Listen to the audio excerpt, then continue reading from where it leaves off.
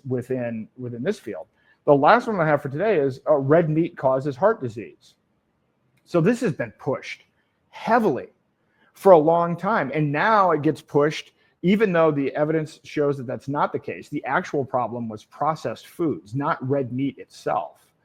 They haven't switched this because they want to keep this narrative, because the new narrative with the UN 2030 agenda is that red meat is bad for environmental purposes. So they just don't want us eating red meat. It's never had anything to do with health.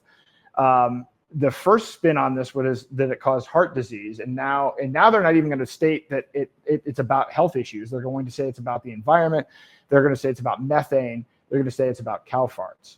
So who funded this? Well, the sugar industry funded this. This is also an extension, this argument, of the American Heart Association and Ansel Keys. So the same guy that I mentioned before that pushed the low-fat diet, well, this is where this got caught up in that, because red meat is high in fat and cholesterol, and so it's in the same category as eggs, and it's a cause of heart attack. There's no evidence for this. It's a fascinating story.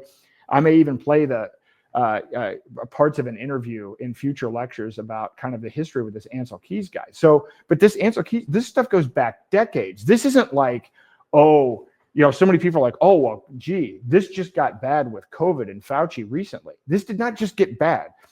And again, a lot of this happened. A lot of the research that I did was in a fasted state, doing a 38-day fast, the last time. I now always take the approach of, okay, I'm not going to look at just what this recent example of where we may have cronyism or a captured entity. I then go back and say, what is the history of the FDA? What is the history of public health? Where did these organizations start? Who were the original people? What was their founding mission? And every time I go back and do this, public health and the World Health Organization and everything like this was very much driven by eugenics. It was very much driven by population control from the get-go. You actually had Aldous Huxley's brother was the first head of UNESCO, the science arm of the UN. He was a hardcore eugenicist, hardcore for population control. This was the beginning of the organization. And so the way I like to summarize it is this: once you learn that these organizations that they manage to propagandize, like the FBI.